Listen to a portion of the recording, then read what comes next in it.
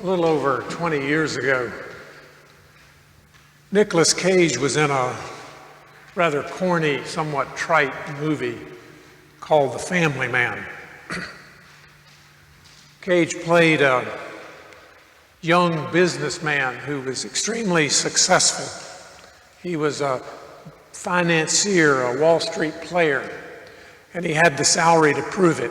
He lived in a luxury high-rise apartment. He had a Ferrari that he drove. He wore only the finest clothes, and beautiful women were at his beck and call. It was everything he had ever dreamed of, the most wonderful life he could imagine. But then everything changed. Cage woke up one morning to discover himself a suburban New Jersey husband and father living in a small 3-bedroom house and working as the assistant manager at a tire company. He at first thought it was some sort of bad dream, a nightmare. But as the reality of his new existence began to sink in, he decided that he had died and gone to hell. He found a bottle of scotch in the office desk drawer of the person whoever's life he was now living. And he said, "You must have really needed this."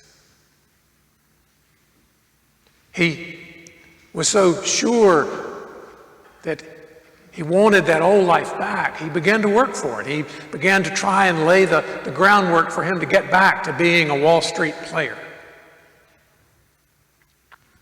But the movie was nothing but predictable. And so you can probably guess what happens next. Cage begins to fall in love with his wife, who turns out is a woman he had pushed away in order to become a Wall Street player. He begins to love his children, to love playing with them, to love caring for them. He even comes to love his mundane middle-class existence. He likes hanging out with his neighborhood buddies, joining the bowling league down at the bowling alley. But then Cage wakes up and he's back in that luxury high-rise apartment. He has his Ferrari and his fine clothes again. And there's a beautiful girl knocking at his door. All the things that he once valued, that he worked so hard to acquire, he has again. They're his. But all he can think about is that mundane suburban existence that he had briefly experienced. In a moment of desperation, he finds the woman that he had once pushed away. He jeopardizes a huge deal for his company by rushing to the airport to try and intercept her before she leaves for an extended overseas stay. He makes a fool of himself trying to get her to delay her flight. And the movie ends with the two of them in the airport bar, with him trying desperately to get something not too long ago he had never wanted. And this old movie came to mind when I was thinking about Paul's letter to the church at Philippi. Paul also speaks of having lived two different lives. And like Cage, the first life he had lived, he was sure it was the best possible life.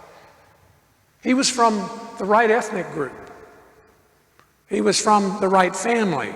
He'd been to the right schools. He belonged to the right political party, and he was part of the right church. He had everything that he could ever want, and so he lived out his life with zealous acumen. Paul had a single-minded devotion towards his life in pursuing the priorities of this life. But then everything changed for Paul. Paul was so certain of his life, of the correctness of his life, that it required a Hollywood-type moment like that from the movie The Family Guy to convince Paul otherwise. That happened when he was on the road to Damascus, headed there to look for Christians to arrest. A heavenly light shone all around him, and Paul was knocked to the ground and blinded. And then he heard a voice that said, "Why do you persecute me?" And the voice turned out to be Jesus. And a blind and bewildered Paul was led into the city of Damascus. And he received his sight once more only after one of those Christians that he had been persecuting prayed for him. No doubt Paul was every bit as confused as Nicolas Cage was in The Family Guy. But Paul soon realized that something wonderful had happened. The joy of knowing God's love in Jesus was so wonderful. Discovering God's great love for him made all those things that he had once valued so much seem trivial, as nothing. He had once dedicated to the pursuit of that former life. Now all that seemed worthless. He tells the Philippians that he now regards it as rubbish. But actually, Bible translators tend to be a bit prudish. What Paul really says is that he now regards it as dung, as manure. All the zeal he once applied to his former life, Paul now applies to his life as a follower of Jesus. Most English translations miss some of the parallels that the reading actually has for here. It talks about how, in our translation, how Paul persecuted the church, but now he presses on towards the goal. But in the literal reading of it, Paul was one who pursued the church, but now he pursues the goal. Paul's priorities have completely been inverted. The things that were once important are worth nothing now. And so he pursues them with reckless abandon.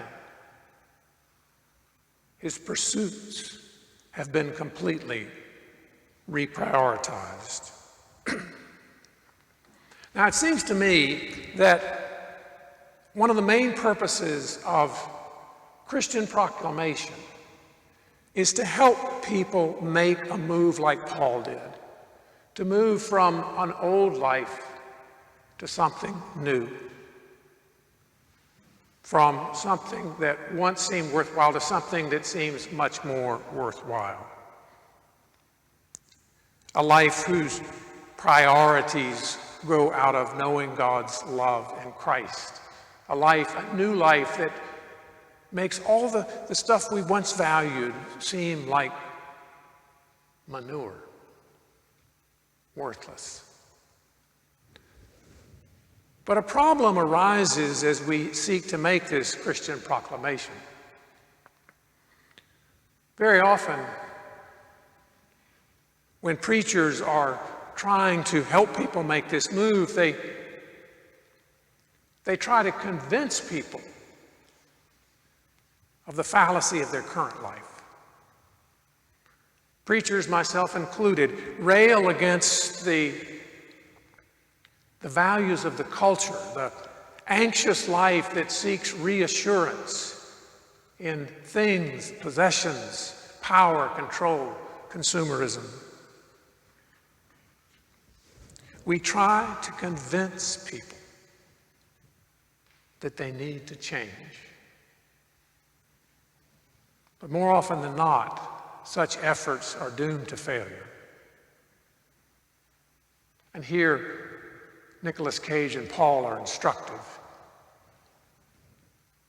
Nicolas Cage's character as a Wall Street player and the Apostle Paul were sure that their former lives were ideal, the best possible life. They couldn't imagine anything better. No amount of convincing or arguing or haranguing would have changed their mind. It took the experience of something better and new before they could reevaluate their old priorities. It took a new perspective before they could even think about that old life as manure.